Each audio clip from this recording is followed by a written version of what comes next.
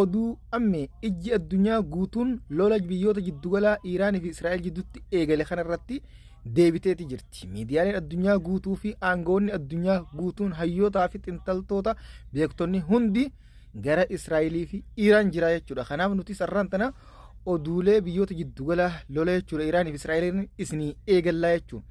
Aleellaa Israa'el edda Iiraan irra raawwatteen qondaaltonni ajajaa yookaan eegdota warraaqsa Iiraan dabalatee jechuudha hanga ajajaa humna nukuleera Iiraanitti jechuudha. Namoota 6 ajjeesuun gabaafamee namoonni 70 immoo miseensa jechuudha waraanaa kan ta'es ajjeefaman walumaa galatti namoonni 320 waas madaawaniiti jiran. Kana miidiyaa Iiraan guddichaatu gabaase. Ammoo deebisaan Iiraan jechuudha Israa'eliif laattuu deemtu cimaa akka ta'e erga jechuudha hooggantoota waliigala jechuudha hooggantoonni jajjabaan 13 ol irraa aleellaa Israa'el ajjeefameen booda guyyaa arraan tanaa jechuudha walgahii ariifachiisaa taa'uudhaan bakka jechuudha ajajoota sanii muudama buuftee muuddee amma jechuudha marii ariifachiisaa jirti. Edenugaa ibiddi karaa jechuudha Israa'el roobuu taa'u waan namni jechuudha edenurraa bulu hin fakkaatu dhugumatti akka jechuudha ibsa akeekkachiisaa bahaa jirutti. Lolli ammaan tana jechuudha biyyoota lamaan jiddugala kanarratti eegale addunyaa guutuu akka raasuu deemu ayyooninis ibsa xinxaltoonni hundi yaada sodaachisaadhaan dubbataa jiranii jechuudha haasaa jiran. Kanaaf dubbii tana rabbi nagee haa godhuudha. Amma guutumaan guututti jechuudha daandiin qilleensa biyyoota jiddugala akka Iraaq, Jordan dabalatee Leebnaan, Suuriyaa guutuun cufamee jira. Samiin qullaadha xiyyaaronni tokko irra balali'aa jiru. Ammoo ganama kanaa jechuudha diroon dhibba takka ol karee jechuudha Israa'el argiteeti jirti. Kanammoo garii Israa'elis qolatteeti jirti. Haa ta'u garuu ammaan tana mariin ariifachiisaan kun kan deebisaa jechuudha Israa'eliif laatamu Iiraan irraa hanga ammatti jechuudha teeraayirii magaalaa guddittii Iiraanitti hawaasni guutuun bahuudhaan mootummaa isaanii gaafachaa jiran deebisaa hatattamaa jechuudha cimaa Israa'eliif laadhu jaanii kanammoo isiin dhaadachaa jirti jechuudha. Hiree hadhaawaa dhandhamuu teessii Israa'el jechuudha leelaa raawwatta kanaan jechuun dubbachaa jirti. Hayyee Israa'eloo Iiraan sodaachuu irraa kan kaate amma defensive force jechuudha beejiin defensive force Israa'el maal maxxanse hanaasaa isinii himu. Iiraan sodaa addunyaati. Israa'el galma biraa hin qabdu jechuudha. Kan amma eegalta kana leellaanis filannoo hin qabdu qabsoo itti fufuu malee jechuudhaan defensive forcein Israa'el maxxansite gara beejii isiiti. Seenaa keessatti yeroo murteessaa irra dhaabbannee jirra hojiin filannoo miti barbaachisummaadha malee jechuudhaanis gara jechuudha beejii isaaniitiin defensive forcein Israa'el maxxansitee jirti. Iiraan ammoo akka sodaa addunyaa taatee nama hundaa beeka. Lolli amma Iiraanii fi Israa'el jidduutti eegalee kun guutumaan guututti lola addunyaa sadaffaa jechuudha taa jechuudhaan gama hundaan jechuudha dhangalee ta'orsitti gabaasaa jiranii jechuudha. Sodaa hamtuu keessa biyyoonni jiddugalaa galaa jira. Addunyaan guutuulleen yaaddoo guddaa keessa jirti. Yaaddoo akkaan cimaa keessa seenteetii jirti. Kanaaf idanumarraa ka'ee jechuudha waan deebisaa kan namuu taa'uuf ajab nama jechisiisu ta'a. Yaada sodaachisaa keessa hundi gallee jirra. Kooriyaan kaabaatis jechuudha humna waraanaatiin akka Iiraan gargaartu dubbattee jirta. Kana Iiraan hin gaafanne ofumaaf jechuudha gaafatte. Maaliif dubbii as deemtuu jabdu mootummaan Turkii Ordugaanis lola jechuudha Israa'el Iiraan irraa raawwatte kan akka malee balaaleffachuudhaan gochoonni kun akka isaaniifis deemuu booddee akeekaa jiran. Kanaaf tumsaan akka ol ka'uu deeman yaada maxxansan keessatti xiqqoo ni heeranii jechuudha xinxalloonni irraa ni hubata. Ammaas akka jechuudha hayyuun beekaan Turkiyaa tokko gabaasetti Israa'el haleellaa jalqaba jechuudha Hizbullaan eegaltee Hamaasiin eegaltee Hizbullaa dhooytee Leebnaan dhooytee Suuriyaas dhooytee amma Iiraan irra deebite. Iiraan irraa baanaan jechuudha gara Turkiyaatti booda aanuu hin ooltu jechuudha yaada jiru kaasee jira jechuudha guutumatti. Kana mootummaan Tiraamp jechuun mootummaan Ameerikaa haleellaa Israa'el edda Iiraan irra raawwatte kana keessa harka hin qabu keessa hin jiru jechuudhaan dubbate. Kun ammoo soba ta'uu addunyaa hundaafuu ifa galaadha. Iiraan illee waliigaltee nukuleeraa kan jechuudha Israa'el irratti jechuudha Ameerikaa wajjin galaa jirtu guutumatti galamuudhaan hayxee jirti. Haquudhaas beeksiftee jirti. Amma immoo dubbiin akkuma jabaattee jirti.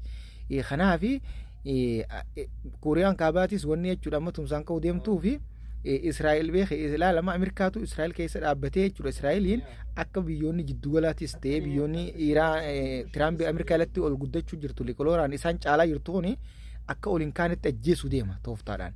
Kanammoo biyyoonni jechuudha waa hubatu aangoonni gurguddaan sirriitti hubateeti ofirraa ol ka'ee dhaabbachaa jira qophiirra jira jechuudha. Iraan gaa biyya nukuleeraan cimtuuti ammoo amma Israa'el ammallee aleellaa jechuudha daddarbachaa jirti eedaatii edammoo waan yeroo dheeraa itti yaadde jechuudha. Mootummaan Tiraamp beeki duraan akeekkachiise akkam jee yoo waliigaltee nukuleeraan wajjin godhu baatte Iraan Israa'el akka aleellaa cimaa aleeltu akeekkachiifnaa sibee jechuudhaan ibsee beeksisee jira. Kanammoo jechumaa fi osoo bubbuliin dhowudha oduulee galgalaa faayidaa jalatti isin gabaasetti jira.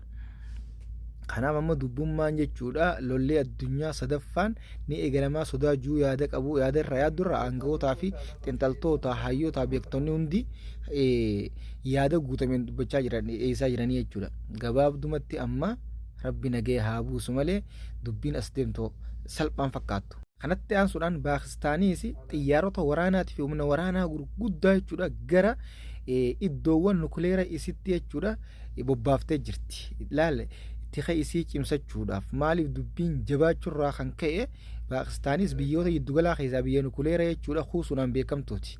Humna isii jechuudha akka jirtutti humna waraanaatii fi diroonawwanii fi xayyaaraa jechuudha loltoota humna xayyaaraa guututti humna waraana xayyaaraa guututti iddoo nukuleera isiin itti kuufte nukuleera isiitti bobbaaftee jirti jechuudha. Tika keenya ibsuudha. Kana ministeera muummee jechuudha Paakistaanitu gabaasee jira nageenya nukuleera isaanii eeguudha. Waan nama ajaa'ibsiisaa keessaa biyyoonni islaamaa kan jiddugala kun jechuudha Israa'el edda yeroo aleellaa raawwattu Iraan irratti daandii qilleensaa jechuudha humna qilleensaa Joordanii fi Suuriyaa fayyadamteeti kan rukuttee jechuudha Iraan. Ammoo Iraan guyyaa kana ganama diroonii dhibba gara Israa'el ergitee isa hordofee akkasuma daandii qilleensa isaanii cufachuudhaan nuti daandiin qilleensa keenya jechuudha dirree waraana jiddugalaa ta'uudhaaf fayyadamaa miti jettee Joordaniis ibsa kana baafte. Kun ammoo Iraaniif jechuudha diinumaa qabaachuu agarsiisa. Gabaabdumatti ati lolli tara tanaa lola laafamuu lola addunyaa sadaffaa kan lammaffaatiis biyyoota giddugalaa kanatti booda'ani. Biyyoota akka Chaayinaatii fi kanneen biyyoota giddugala kanatti booda'ani. Sadaffaa kunis akka malee sodaachisaa ta'ee jira. Biyyoonni giddugalaa immoo walleen nukuleera kuufatan guututti qopheessaa jiran. Kanatti aansuudhaan guyyaa irraan tanaa Jumaa masgida Alaqsaa keessatti gabroota raamaan tokko seenanii hin salaanne. Masgiidni Alaqsaa kan jechuudha qilbaa musliimtootaa kan jalqabaa yeroo jalqabaa duratti jechuudha gabroota raamaan guutamee jiru har'a humna jechuudha waraana Israa'eliin dhorkamuun masgiidni akkuma jirutti jechuudha qullaa ta'e. Kun ammoo waan akkaan nama gaddisiisu jechuudha uummata islaamaa guutuu qaanfachiisudha. Dhugumatti biyyoonni jechuudha islaama ifiin jiru kuni eessa akka jiru nama qaanfachiisa maal ta'aniif eessa akka jiran jechuudha hirriiba akkam keessa rafanii hirriibni isaan rafan kun dhiiroo kan dhagaan gurguddaan matarra baatame yoo akka miidha nama jechisiisaa jechuudha. Masgiidni Alaqsaa guutumaan guututti irraan tanaa cufaa dhoole. Kanatti aansuudhaan daangaa suudirratti namoota 2410 takka kan jechuudha bineetiin boo yookaan bineentii waan taalaa sammuu namaa adoochuu jechuudha deeman to'annaa jala oolfamuun miidiyaan guddichi suudii kaasa'ee kayyuu jechuudha gabaaseeti jira. San keessaa ammoo namoonni 5,519 lammiileen Itiyootaan 842 ammoo Yemanii 33 lammiilee Suudiiti. Waliigala 2,410 takka jechuudha to'annoo seeraa jala oolfamee jira. Kanneen ammoo adabbiin itti kennamu beekaa kamurtee du'aa ta'uudhaas mala. Gabaabdumatti jechuudha namni keenya lammiileen biyyatee lammiileen Itiyoo jechuudha hangan takka nama 500,000 jechuudha to'annaa dhiyeenya kana jala humna jechuudha daangaa humna nageenya eegaa daangaa Suudiitiin to'atameedha. Miidiyaa Suudii gabaasee jechuudha hangan takka meeshaa sammuu namaa adoochuu kan seeraa jechuudha Suudii keessatti dhorkamaa du'aan nama adabu guuraa jiranii jechuudha. Kun maal nama agarsiisa dhugatti waan hedduu nama qaanfachiisaati. Lammiileen ta'etu yoomuma gartee bineentii uumaa faayidaa isaanii hin qabne isaanii maatii isaaniitiin adda baasanii gartee miti maatii isaanii gadda keessatti hambiftu fuudhuu malee faayidaa irraa argatanii faayidaa akka isaan takka irraa arganne isin gabaaseetiin ture ammaa dura liivii irratti waraabee. Kana kun cuunfaa oduu guyyaa irraan tanaati. Oduun irraa qaban kana fakkaata kan biraatti dhangala'oo deemnutti oduu biyya keessaa booda walitti deebina irra oduuleen tanuma biyya giddugala ta'a addunyaa guutuu sodaachifte ijji addunyaa guutuun irra deebite kanaan isinii fidee dhufe angasuu sheer godhaa facaasaa saabskiraayib godhaa namoonni haranii gama chaanaala kanaa dhuftan nutti dabalamaa oduulee guyyaa guyyaan tan dhugaa qofa isin biraan geenya. Assalaamu alaikum warahmatullaahi wabarakaatuh.